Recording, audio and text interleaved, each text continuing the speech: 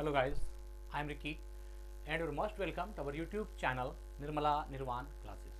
हम लोग केमिस्ट्री देख रहे हैं और केमिस्ट्री में जो टॉपिक आज देखने वाले हैं वो है अष्टक पूर्ण करने की प्रक्रिया। और चैप्टर जो चल रहा है ये केमिकल बॉन्डिंग है, रासायनिक बंधन को देख रहे हैं। इसमें जो है अष्टक पूर्ण करने की प्रक्रिया क्या क्या है, मतलब कि ऑक्टेट जो है फुलफिल होता है उसके लिए कुछ प्रक्रिया है, कुछ प्रोसेस है, उसको आज जो है आज की वीडियो में देखेंगे। लास्ट तक बने रहिएगा, बेहतरीन वीडियो होगी, बहुत नॉलेजेबल होगा। क्या है अष्टक पूर्ण करने की प्रक्रिया? सबसे पहले जो ये अष्टक है, हमको लगता है कि आपको अष्टक का मतलब ज्ञात होता होगा। ये हिंदी वर्ड है ना, अष्टक। अष्टक अष्टक का अर्थ होता है 8, जिसको आप हिंदी में बोलते हैं और अंग्रेजी में 8 बोलते हैं। यह जो है अष्टक, और अष्टक पूरा होने की जब भी बात होती है तो चूंकि किसी भी जो एलिमेंट है उसके बाह्यतम कक्षा में 8 इलेक्ट्रॉन से ज़्यादा नहीं होता है, या कोई भी एलिमेंट जो 8 इलेक्ट्रॉन प्राप्त कर चुका है बाह्यतम कक्षा में, है ना, वह फुलफिल होता है, वह अस्थायी होता है। जैसे एग्जाम्पल में जो भी इनर्ट गैस हैं, जो भी अक्रिय गैस हैं, वो सभी अस्थायी होते हैं, स्टेबल होते हैं, है ना। वो कोई भी रासायनिक अभिक्रिया नहीं करते क्योंकि उसके बाह्यतम कक्षा में जो है अष्टक पूरा होता है। अष्टक मतलब उसके बाह्यतम कक्षा में 8 इलेक्ट्रॉन जो है वो फुलफिल होते हैं, इसलिए वो किसी भी रासायनिक अभिक्रिया में भाग नहीं लेता है। लेकिन ये तो हुई कि जो वे गैस जो कि इनर्ट गैस है या अक्रिय गैस है। लेकिन कुछ ऐसे एलिमेंट हैं, कुछ नहीं ज़्यादा एलिमेंट ऐसे ही हैं जिसके बाह्यतम कक्षा में 8 इलेक्ट्रॉन नहीं होता है ना। वह 8 इलेक्ट्रॉन प्राप्त करने की चेष्टा करता है और उसके कारण जो है वह किसी से साझा करता है, किसी से इलेक्ट्रॉन ग्रहण करता है।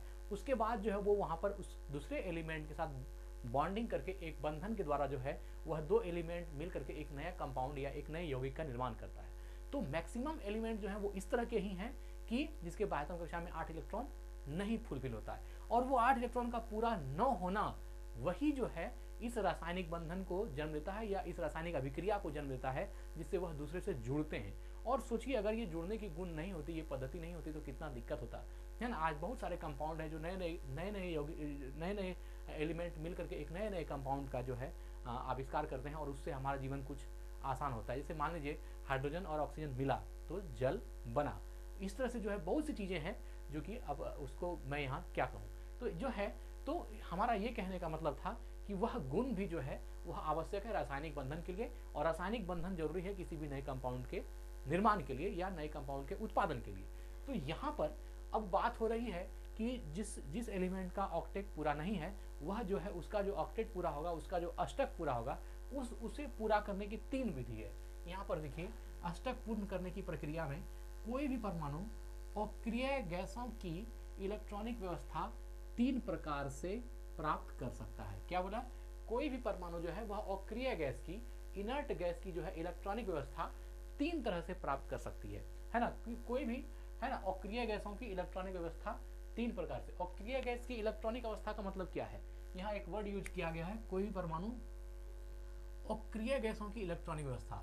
अक्रिय गैसों की इलेक्ट्रॉनिक व्यवस्था कहने का, है ना, अक्रिय गैसों की इलेक्ट्रॉनिक व्यवस्था कहने का सिर्फ मतलब इतना है कि कोई भी गैस है जो कि अक्रिय गैस के रूप में होना चाहती है तो वह ऑक्टेट जो है वो पूरा करना चाहती है या अष्टक पूरा करना चाहती है। तो अगर कोई भी गैस अक्रिय गैस की तरह होना चाहता है, उसी बात को यहाँ लिखा गया, कोई भी परमाणु अक्रिय गैस की इलेक्ट्रॉनिक व्यवस्था, जो अक्रिय गैस की इलेक्ट्रॉनिक व्यवस्था है कि उसकी बाह्यतम कक्षा में 8 इलेक्ट्रॉन फुलफिल होते हैं कोई। लेकिन हाँ, अब देखिए अष्टक में अक्रिय गैस में हीलियम भी है, लेकिन उसके बाह्यतम कक्षा में 2 इलेक्ट्रॉन है ना, उसमें 8 इलेक्ट्रॉन नहीं है। तो किसी भी अक्रिय गैस का या कोई गैस अक्रिय है इसके बारे में डिसीजन इस बात से तय होता है कि उसके बाह्यतम कक्षा में या तो 8 इलेक्ट्रॉन पूरा होना चाहिए, या फिर दूसरा केस ये है कि अगर उसके प्रथम कक्षा में 2 इलेक्ट्रॉन है और वही प्रथम कक्षा उसका अंतिम कक्षा है, मतलब कि प्रथम के सेल में अगर 2 इलेक्ट्रॉन फुलफिल है और वह के सेल के बाद उस एलिमेंट में कोई भी सेल नहीं है, तो वह जो है आपका इनर्ट गैस में आएगा। इनर्ट गैस के लिए 3 केस, या तो बाह्यतम कक्षा में 8 इलेक्ट्रॉन हो जाए, या फिर प्रथम कक्षा में 2 इलेक्ट्रॉन हो, मतलब कि जिसको के कक्षा बोलते हैं, पहला कक्षा के सेल जो है उसमें 2 इलेक्ट्रॉन हो, और जो पहला सेल के सेल है उसके अलावा उस एलिमेंट में कोई भी दूसरा कक्षा नहीं मौजूद हो, तो फिर वह जो है इनर्ट गैस होगा। तो यह 3 कंडीशन था। इसी में जो है हीलियम जो है आपका वो इसको फुलफिल करता है। कि जैसे मान लीजिए यह नाभिक हुआ किसी भी एटम का, हीलियम का ही नाभिक मान लेते हैं, तो इस नाभिक में, इस नाभिक के चारों ओर जो कक्षा बनी होती है, यह पहली कक्षा K है, इसके बाद L M इस तरह से कक्षाएं बनी होती है। तो चूंकि इस कक्षा जो भी इनर्ट गैस होगा उसमें जो है ये अधिक, या तो पहला कंडीशन तो हो गया कि 8 इलेक्ट्रॉन पूरा हो, वो तो सब समझ रहा है। दूसरा क्या है कि जो प्रथम कक्षा K है इसमें बाह्यतम कक्षा में 2 इलेक्ट्रॉन हो और इसके बाद कोई भी कक्षा मौजूद नहीं हो, तो फिर वह भी इनर्ट गैस हो जाएगा। अगर कोई ऐसा गैस है जिसके बाह्यतम कक्षा में 2 इलेक्ट्रॉन है और वह बाह्यतम कक्षा ही और वह पहली कक्षा ही उसका बाह्यतम कक्षा है, इसके बाद K के अलावा के बाद कोई भी कक्षा उसमें मौजूद नहीं है, तो वैसे भी जो एलिमेंट या गैस है वह आपका अक्रिय गैस में आएगा, इनर्ट गैस में आ जाएगा। ठीक है ना। तो ये तीनों कंडीशन जो है उसके लिए है जो कि अक्रिय गैस होगा। तो उसी जो भी कोई भी परमाणु जो अक्रिय गैसों की इलेक्ट्रॉनिक व्यवस्था 3 प्रकार से प्राप्त कर सकता है, कि कोई भी परमाणु जो है वह अक्रिय गैस की अवस्था 3 तरह से प्राप्त कर सकता है। किस तरह से? पहला नियम है कि किसी दूसरे परमाणु को अपना एक या अधिक इलेक्ट्रॉन त्याग करके, कोई भी परमाणु है उससे जो है ना, उससे उस परमाणु को अपना एक या अधिक इलेक्ट्रॉन त्याग करके। जैसे मान लीजिए एक उदाहरण की बात करते हैं, यहाँ पर जो है कोई परमाणु X है, इसके बाह्यतम कक्षा में मान लीजिए कि 6 इलेक्ट्रॉन है ना, 6 इलेक्ट्रॉन है, और कोई परमाणु Y है।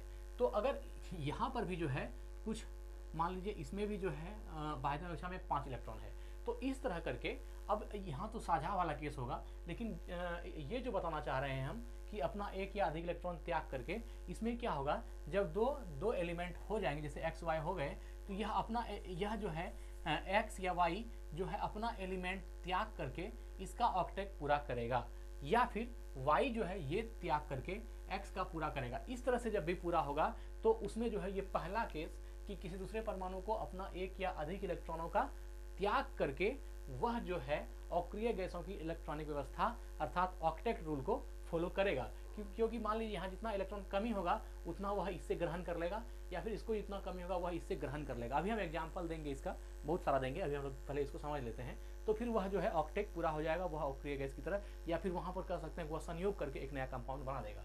और दूसरा रूल जो है किसी दूसरे परमाणु से एक या अधिक इलेक्ट्रॉनों को प्राप्त करके। अब दूसरा परमाणु है, जैसे मान लीजिए X जो है ये Y से प्राप्त कर लेता है और Y से प्राप्त करके वह इस अवस्था को प्राप्त करता है। इसके बाह्यतम कक्षा में अगर मान लीजिए 6 इलेक्ट्रॉन है, तो ये 2 इलेक्ट्रॉन Y से ग्रहण करके वह जो है एक नया कंपाउंड बनाता है, या फिर समझिए कि यह अपना ऑक्टेट पूरा करता है। इस तरह Y भी जो है X से लेकर के पूरा करता है। तो एक में बोला कि दूसरे परमाणु को अपना एक या अधिक इलेक्ट्रॉन त्याग करके, दूसरे में बोला कि दूसरे परमाणु से एक या अधिक इलेक्ट्रॉन प्राप्त करके। इसमें त्याग करके मतलब पहले में त्याग करके प्राप्त करेगा 8 इलेक्ट्रॉन, और दूसरे में क्या करेगा, एक या अधिक इलेक्ट्रॉन को प्राप्त करके वह जो है नया कंपाउंड बनाएगा। ये हम सिर्फ आपको ये बता रहे हैं कि कोई भी इलेक्ट्रॉन जो है वह जो ऑक्टेट रूल है, अष्टक नियम है, उसको कैसे पूरा करेगा, या अपने बाह्यतम कक्षा में 8 इलेक्ट्रॉन को कैसे पूरा करेगा। इसी बात को यहाँ दूसरे भाषा में लिखा गया है कि अक्रिय गैसों की इलेक्ट्रॉनिक व्यवस्था। अक्रिय गैसों की इलेक्ट्रॉनिक व्यवस्था का मतलब यही हुआ कि उसके बाह्यतम कक्षा में जो है 8 इलेक्ट्रॉन वो कैसे पूरा करेगा। और तीसरा नियम जो है किसी दूसरे परमाणु के साथ एक या अधिक इलेक्ट्रॉनों का साझा करके, यह जो है इलेक्ट्रॉनों का साझा करेगा, मतलब दोनों आपस में इलेक्ट्रॉनों का इंटरचेंज करेगा। कुछ इलेक्ट्रॉन ये देगा, कुछ इलेक्ट्रॉन वो देगा, लेकिन देगा जरूर, लेकिन उतना ही देगा जितना उससे लेगा। अब हम ये जो इलेक्ट्रॉनों का साझा करने वाला है, जैसे हम इसको एक एग्जांपल के थ्रू देखते हैं। जैसे मान लीजिए यहाँ पर है ना अमोनिया NH3, अमोनिया का फार्मूला NH3 होता है। अब नाइट्रोजन को आप देखिएगा तो नाइट्रोजन जो है इसके बाह्यतम कक्षा में 5 इलेक्ट्रॉन होता है ना। तो हम यहाँ पर नाइट्रोजन को बनाते हैं, 2 इलेक्ट्रॉन है ना, 3 4 5 इलेक्ट्रॉन, ये जो है नाइट्रोजन के इलेक्ट्रॉन है ना, ये पांचों। आप जानते हैं नाइट्रोजन के बाह्यतम कक्षा में कितना इलेक्ट्रॉन होता है, 5 इलेक्ट्रॉन होता है। तो जैसे अगर आप इसको काउंट करिएगा तो नाइट्रोजन का जो एटॉमिक नंबर है 7 होता है। इसको लिखिएगा तो 2 इलेक्ट्रॉन प्लस 5 इलेक्ट्रॉन, तो बाह्यतम कक्षा में कितना इलेक्ट्रॉन हो गया, 5 इलेक्ट्रॉन हो गया। और यही 5 इलेक्ट्रॉन से क्या होगा, नाइट्रोजन 5 बॉन्ड, ये जो है नाइट्रोजन की बाह्यतम कक्षा में 5 इलेक्ट्रॉन हो गया। अब हाइड्रोजन के पास जो है 3 है, अब हाइड्रोजन का 3 एटम बनेगा।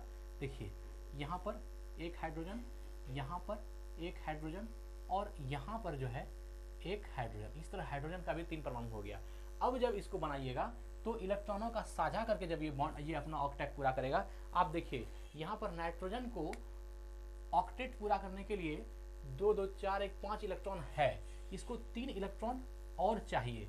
तो यह जो नाइट्रोजन है यह 3 इलेक्ट्रॉन किससे ग्रहण करेगा, ये अलग अलग हाइड्रोजन से। देखिए, लेकिन सबसे पहले जो है जब भी इसको बनाते हैं, ये लुईस डॉट फार्मूला है, इसको जब भी बनाइएगा तो सबसे पहले जो बाहरी एटम है इसको चूंकि सेंट्रल एटम बोलते हैं, इस सेंट्रल को छोड़ करके बाहरी से बनाइए।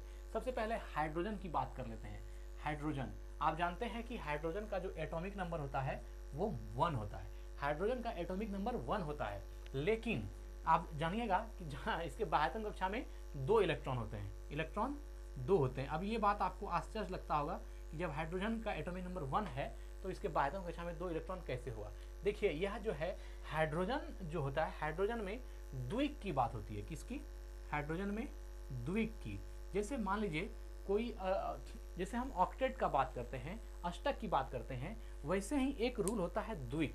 द्विक का मतलब क्या हुआ, कोई भी परमाणु जो है, कोई भी एटम जो है वह अपना 2 इलेक्ट्रॉन पूरा करना चाहता है। तो हाइड्रोजन उसी श्रेणी में आता है कि हाइड्रोजन को 2 इलेक्ट्रॉन, ये चूंकि एक्सेप्शनल केस है और यह जो है हीलियम की तरह व्यवहार करता है। जैसा कि हीलियम में आप जानते हैं कि हीलियम का एटॉमिक नंबर 2 होता है ना, हीलियम का एटॉमिक नंबर 2 होता है और जब इसके बाह्यतम कक्षा में भी 2 इलेक्ट्रॉन होता है। सेम हीलियम की तरह ही हाइड्रोजन का भी हाल है ना। हाइड्रोजन में द्विक की बात करते हैं और यह हीलियम के समान ही होता है, इसलिए इसमें 2 इलेक्ट्रॉन की पूर्ति की जाती है। जबकि आप जानते हैं हाइड्रोजन का एटॉमिक नंबर 1 है, तो फिर बाह्यतम कक्षा में 2 इलेक्ट्रॉन कैसे होगा, ये आपको लग सकता है। लेकिन आप याद रखिए कि हाइड्रोजन में जो है द्विक रूल को फॉलो करते हैं, हीलियम में द्विक रूल का फॉलो होता है और अष्टक का फॉलो नहीं होता है। तो हाइड्रोजन जहाँ भी होगा ये 2 बॉन्ड, ये जो है 2 इलेक्ट्रॉन बनाना चाहेगा, 2 इलेक्ट्रॉन पाना चाहेगा और नाइट्रोजन 3 इलेक्ट्रॉन पाना चाहेगा।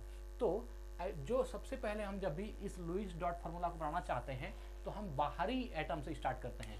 तो हाइड्रोजन को हमने कहा कि 2 इलेक्ट्रॉन चाहिए, तो हाइड्रोजन को 2 इलेक्ट्रॉन पूरा कर दीजिए। एक इसके पास है और यह क्या करेगा, एक नाइट्रोजन से ले लेगा। इस तरह से जो है हाइड्रोजन को 2 इलेक्ट्रॉन पूरा हो गया। ये हाइड्रोजन है, इसको भी 2 इलेक्ट्रॉन चाहिए, तो यह भी 2 इलेक्ट्रॉन पूरा कर लिया। ये हाइड्रोजन है, इसको भी 2 इलेक्ट्रॉन चाहिए, एक इसके पास है, एक यहाँ से ले लिया, तो यह जो है 2 इलेक्ट्रॉन पूरा हो गया। ठीक है, हाइड्रोजन का सब में 2 हो गया। चलिए, हाइड्रोजन का पूरा हो गया, लेकिन नाइट्रोजन का भी पूरा नहीं हुआ है। नाइट्रोजन के पास 2 2 3 4 5 इलेक्ट्रॉन है, इसके बाह्यतम कक्षा में 5 इलेक्ट्रॉन है, 3 इलेक्ट्रॉन की आवश्यकता है। अब ये 3 इलेक्ट्रॉन का साझा करेगा हाइड्रोजन से। देखिए, यहाँ से 1 इलेक्ट्रॉन हाइड्रोजन का, यहाँ से 1 इलेक्ट्रॉन और यहाँ से 1 इलेक्ट्रॉन। इस तरह से जो है यहाँ पर नाइट्रोजन का भी जो है जो ऑक्टेट रूल था वो फॉलो हो गया और यहाँ पर नाइट्रोजन और हाइड्रोजन मिल करके क्या बना दिया, NH3। NH3 जो है, चूंकि N और H का 3 एटम, NH3 जो है ये अमोनिया है। क्या है? अमोनिया। इस तरह करके जो है यह एक नया यौगिक बना जिसका नाम हो गया अमोनिया, जो नाइट्रोजन और हाइड्रोजन से मिलकर के बना है ना। हाइड्रोजन को भी चाहिए था फुलफिल होने के लिए, द्विक है, क्योंकि इसको द्विक में उसके बाह्यतम कक्षा में 2 इलेक्ट्रॉन वो चाहता है, एक इसको ऑलरेडी था, 1 इलेक्ट्रॉन ये ग्रहण कर लिया, हाइड्रोजन पूरा हो गया। ये हाइड्रोजन का भी 1 पूरा हो गया, इसके पास भी 1 था, 1 पूरा हो गया। हाइड्रोजन का पूरा हो गया, लेकिन साथ ही ये ध्यान रखिएगा कि जब भी ऐसा बॉन्डिंग बनेगा तो वह जितना इलेक्ट्रॉन डोनेट करेगा उतना ही वह गेन करेगा। अगर नाइट्रोजन यहाँ पर 3 इलेक्ट्रॉन डोनेट किया हाइड्रोजन को, तीनों हाइड्रोजन को 1 एटम डोनेट किया, तो याद रखिए नाइट्रोजन भी 3 एटम जो है वो गेन, 3 इलेक्ट्रॉन जो है वो गेन करेगा। तो यह भी 3 इलेक्ट्रॉन, एक हाइड्रोजन यहाँ से, एक यहाँ से, एक यहाँ से गेन किया। तो जितना ये जो समझिए डोनेट करेगा उतना ही ये गेन करेगा। उसके बाद जो है इसका भी द्विक पूरा हो गया, हाइड्रोजन भी स्टेबल हो गया और नाइट्रोजन का भी जो है 8 इलेक्ट्रॉन पूरा हो गया। और ये संयोग चूंकि इसको 3 इलेक्ट्रॉन का आवश्यकता था और इसको 1 इलेक्ट्रॉन का आवश्यकता था, इसलिए दोनों साझा करके क्या बना दिया, अमोनिया NH3। अब अगर यदि मान लीजिए कि इसमें साझा करने का गुण ही नहीं होता तो फिर कोई भी नया यौगिक नहीं बनता, इसलिए ये जरूरी भी है। अब एक एग्जांपल और देख लेते हैं। जैसे मान लीजिए हम इसी संदर्भ में बात करते हैं कार्बन डाइऑक्साइड की, है ना, कार्बन डाइऑक्साइड CO2 की, CO2 जो कार्बन डाइऑक्साइड है।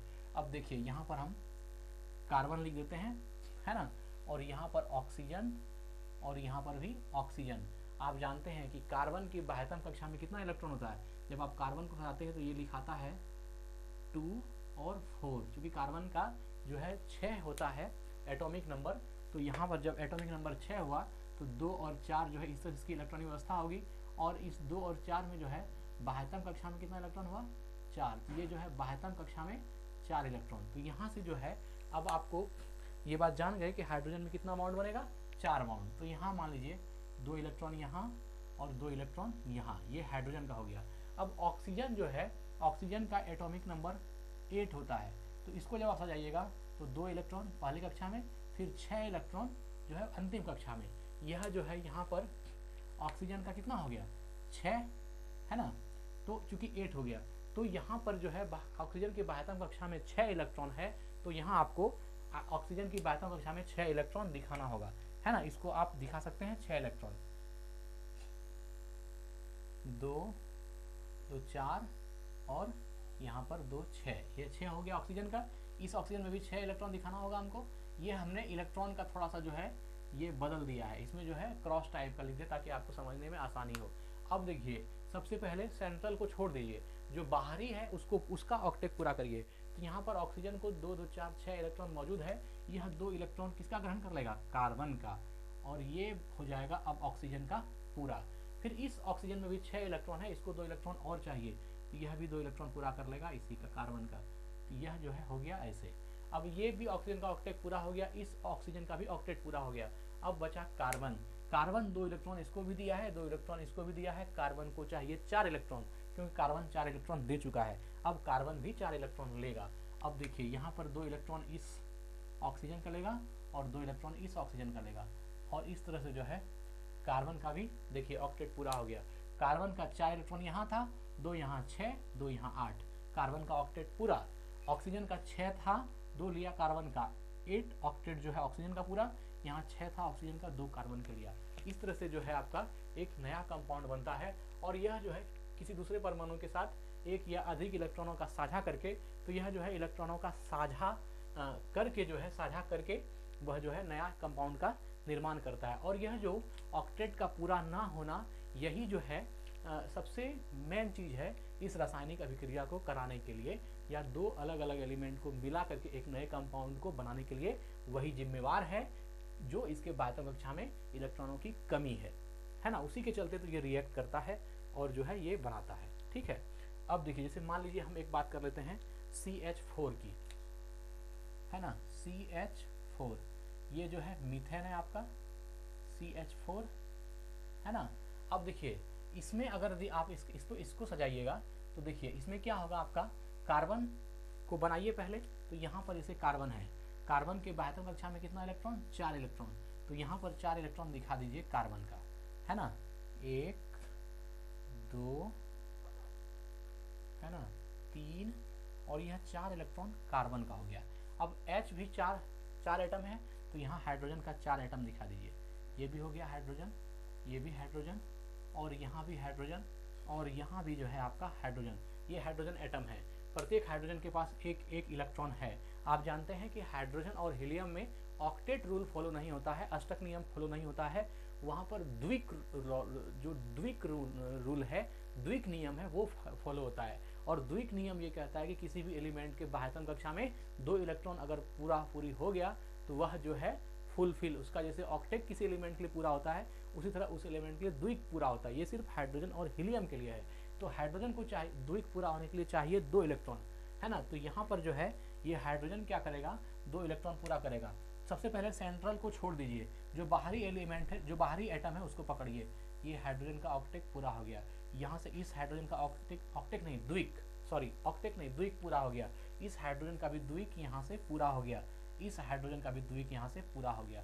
अब आपको क्या लगता है कि कार्बन चारों तरफ जो है चारों हाइड्रोजन को 4 इलेक्ट्रॉन दिया, तो क्या आपको लगता है कि अब कार्बन नहीं लेगा? कार्बन को भी 4 की जरूरत है ना। कार्बन का जो चूंकि 4 जो है इलेक्ट्रॉन की आवश्यकता है उसको, ये क्या करेगा, इस हाइड्रोजन से भी लेगा, इस हाइड्रोजन से भी लेगा, इस हाइड्रोजन से भी लेगा, और इस हाइड्रोजन से भी ग्रहण करेगा। इस तरह से जो है आपका यहाँ पर इस कार्बन का भी जो है ऑक्टेट पूरा हो गया। कार्बन को चाहिए था 8 इलेक्ट्रॉन, 4 मौजूद था और 4 यहाँ से ग्रहण किया, 8 हो गया। हाइड्रोजन को चाहिए था 2, वो हाइड्रोजन का भी पूरा हो गया, इस हाइड्रोजन का भी पूरा। ये है आपका इलेक्ट्रॉन का साझा करके। ठीक है ना मित्र। तो अब सिर्फ इतना ही नहीं, अभी जो है एक दो उदाहरण और रखते हैं। ये तो बात हो गई सिर्फ इसका कि जो ऑक्टेट को फॉलो करता है और इलेक्ट्रॉन का साझा करके वह आपस में संयोग करके नए कंपाउंड का निर्माण करता है। अब एक दो चीज़ जो है हम इसमें एक्सेप्शनल बताते हैं, जो कि जिसमें कि जब आप जानते हैं कि सभी यौगिक जो है सभी एलिमेंट ऑक्टेट पूरा करते हैं, लेकिन कुछ ऐसा है एक्सेप्शनल केस जिसमें कि ऑक्टेट को भी वो पार कर जाता है, उसके पास 10-10 इलेक्ट्रॉन होते हैं। आपको ये सुन के आश्चर्य लगता होगा, लेकिन रुकिए अभी आपको हम उसका भी कुछ नमूना दिखाते हैं जो कि जिसमें कि ज़्यादा से ज़्यादा इलेक्ट्रॉन होता है। जैसे मान लीजिए हम यहीं पर बात कर लेते हैं एक BF3 की, है ना। एक एलिमेंट है BF3, है ना।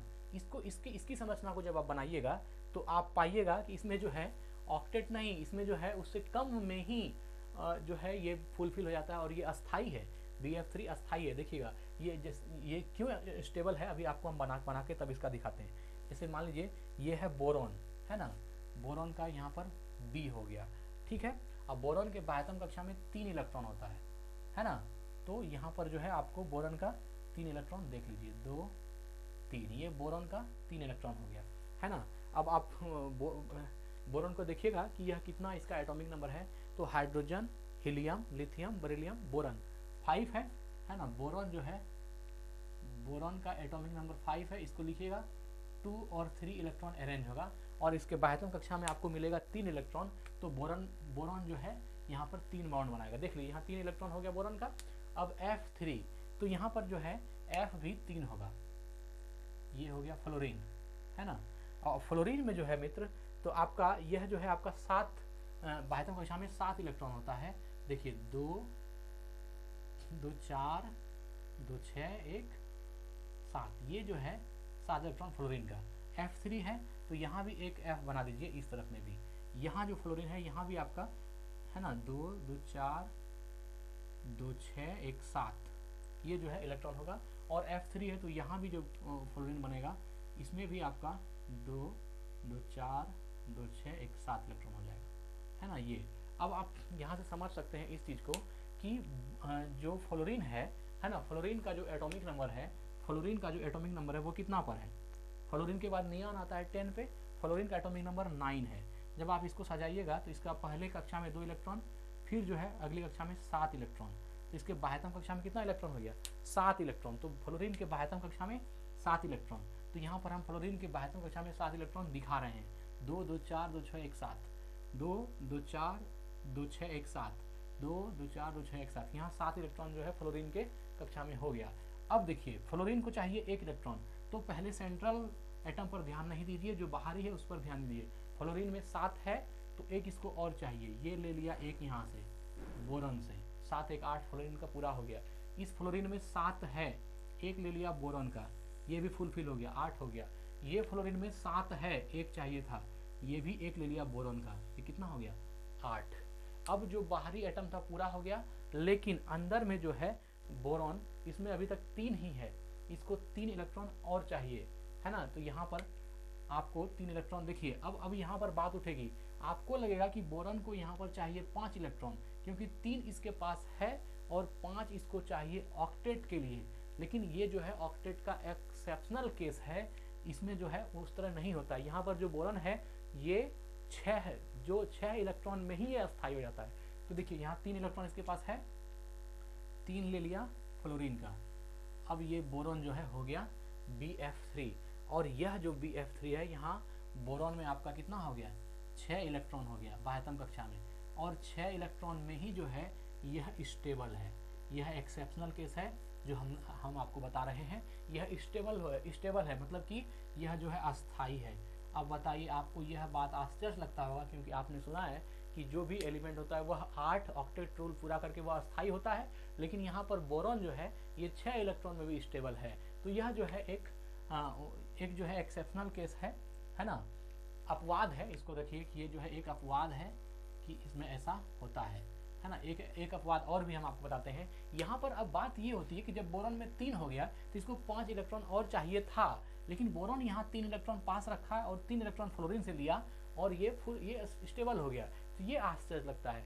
तो कुछ केस ऐसा है अपवाद का जिसमें कि 8 बाह्यतम कक्षा में इलेक्ट्रॉन पूरा ना भी हो, उसके बावजूद भी वह जो है स्टेबल होता है, और उसका ही उदाहरण हमने आपके पास ये बोरॉन Bf3 को जो है हमने रखा है।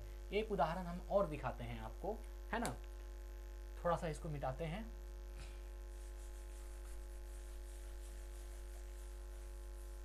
जैसे मान लीजिए एक है आपका PCl5, इसको भी आप देख सकते हैं, है ना, PCl5 है ना। इसका भी, यह भी एक एग्जांपल है जो कि आपका ऑक्टेट को फॉलो नहीं करता है, और यह भी एक एक्सेप्शनल केस या अपवाद केस है। इसमें आप देखेंगे कि फास्फोरस के पास जो है 10 इलेक्ट्रॉन हो जाता है। अभी देखिए इसको हम बनाते हैं, PCl5 है, तो यहाँ पर जो है बीच में आपका क्या रहेगा, P, है ना, ये हो गया फास्फोरस। और आप जानते हैं कि फास्फोरस जो है वह कितना पर है, 15 पर है, 15 पर है। तो जब आप फास्फोरस को लिखते हैं, इसको इलेक्ट्रॉन को एडजस्ट करते हैं, तो पहले कक्षा में 2, 8, 10 और 5, 15, है ना। तो बाह्यतम कक्षा में कितना हो गया, 5 इलेक्ट्रॉन। आप यहाँ पर देख रहे हैं कि बाह्यतम कक्षा में 5 इलेक्ट्रॉन है, तो यहाँ पर 5 इलेक्ट्रॉन जो है फास्फोरस को दिखाइए। देखिए यहाँ पर 5 इलेक्ट्रॉन जो है फास्फोरस का दिखाते हैं, 1, 2, 3, 4 और 1, 5। यहाँ जो है 5 इलेक्ट्रॉन हो गया फास्फोरस का, ठीक है।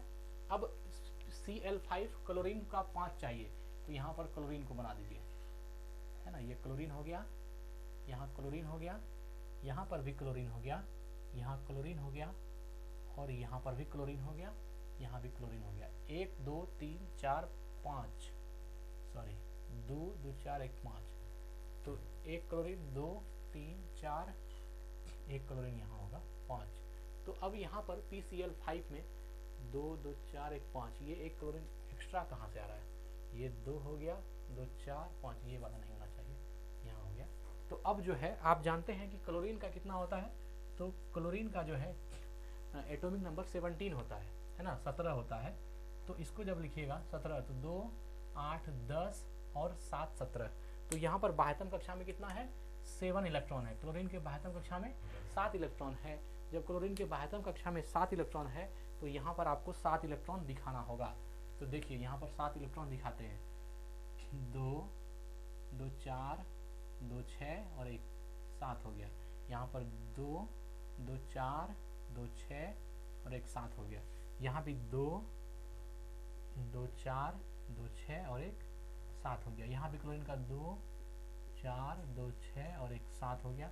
यहाँ भी जो है आप क्लोरीन को आपको 7 इलेक्ट्रॉन दिखाना होगा, 2, 2, 4, 2, 6, 1, 7।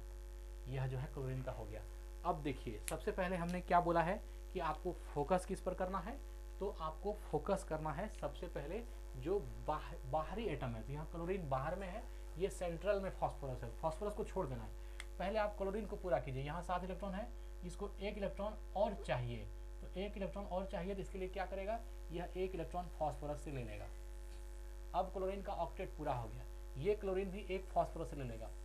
अब यहाँ जो है क्लोरीन का ऑक्टेट पूरा हो गया, ये क्लोरीन भी 7 है, 1 फास्फोरस से ले लेगा, यह भी ऑक्टेट पूरा हो गया। यह क्लोरीन भी 7 है, 1 फास्फोरस से ले लेगा, 8 हो जाएगा। 1, 2, 3, 4, यहाँ भी सेम कंडीशन होगा और यह भी ले लेगा। अब देखिए जितना भी क्लोरीन था सब में जो है ऑक्टेट सबका पूरा हो गया। अब बारी आती है फास्फोरस का। फास्फोरस अगर सबको दिया है तो क्या फास्फोरस नहीं लेगा, जरूर लेगा। अब फास्फोरस क्या करेगा, 5 था, ये क्या करेगा, पहला क्लोरीन से 1, यहाँ से 1, यहाँ से 1, यहाँ से भी 1, यहाँ से भी 1 और यहाँ से 1। अब देखिए फास्फोरस के पास 5 इलेक्ट्रॉन था और 1 यहाँ से लिया, 1 यहाँ से लिया 2, 1 यहाँ से लिया 3, 1 यहाँ क्लोरीन का 4 और 1 यहाँ 5। 5 इलेक्ट्रॉन ये और ले लिया। फास्फोरस के पास 5 पहले था, 5 इलेक्ट्रॉन और हो गया, फास्फोरस के पास हो गया 10 इलेक्ट्रॉन। अब बताइए आपने पढ़ा है कि कोई भी एलिमेंट जो है वह बाह्यतम कक्षा में 8 इलेक्ट्रॉन तक पूरा करना चाहता है और यहाँ पर फास्फोरस आपका 10 इलेक्ट्रॉन पूरा कर रहा है। अब तो आपको आश्चर्य लगेगा कि यह कैसे हो सकता है, क्योंकि ऑक्टेट रूल में तो 8 तक इलेक्ट्रॉन ही होता है। तो ये जो है अपवाद केस है ना, ये दोनों Bf3 और PCl5 और ऐसा और भी है, ये सब जो है अपवाद है, एक्सेप्शनल केस है ना। इसमें आप ऑक्टेट रूल को रखिएगा तो वह यहाँ पर काम नहीं करेगा, क्योंकि आप तो सोचिएगा कि बाह्यतम कक्षा में 8 ही चाहिए, लेकिन यहाँ 10 इलेक्ट्रॉन हो रहा है, फिर भी ये स्टेबल है, सबसे बड़ी बात है कि ये इसके बाद भी ये क्या है, स्टेबल है, अर्थात यह जो है अस्थाई है ना, अस्थाई है। फास्फोरस के पास अब 10 इलेक्ट्रॉन है, लेकिन ये क्या है, अस्थाई है, स्टेबल है। यह जो है आपका एक एक्सेप्शनल केस है। तो इस तरह से जो है मित्र आपका BF3 PCl5 और भी कुछ ऐसे यौगिक हैं जो कि ऑक्टेट रूल को फॉलो नहीं करते हैं, वह जो है ऑक्टेट रूल का धज्जी उड़ा देते हैं। वहाँ पर जो है उसकी कम ही इलेक्ट्रॉन में जो है उसका वह अस्थाई हो जाता है, वह स्टेबल हो जाता है। तो आज हमने अष्टक पूर्ण करने की प्रक्रिया को देखा और साथ ही कुछ एलिमेंट के जो हैं लुईस डॉट फार्मूला हम लोग इसको बोलते हैं, उसको भी हमने देखा। अब मिलते हैं अगली वीडियो में। धन्यवाद, स्वस्थ रहें, अपना ख्याल रखें। जय हिंद, जय भारत।